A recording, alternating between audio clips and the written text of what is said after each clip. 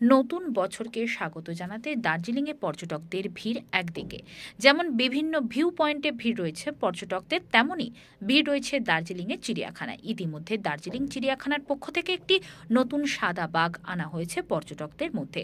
সাদা royal Bengal tiger দেখার বাড়তি উচ্ছ্বাস রয়েছে। এছাড়াও দার্জিলিং চিড়িয়াখানায় রয়েছে স্নো লেপার্ড, রেড পান্ডা, এছাড়াও বিভিন্ন প্রজাতির পশু। পর্যটকদের ভিড় চোখে পড়ার মতো।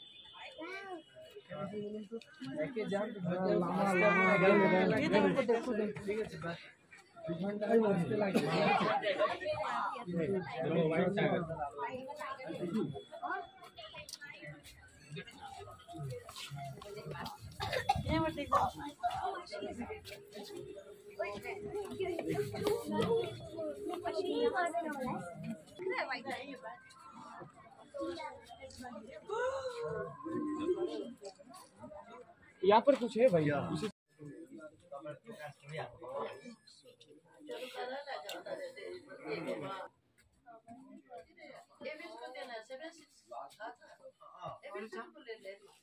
चाय कॉफी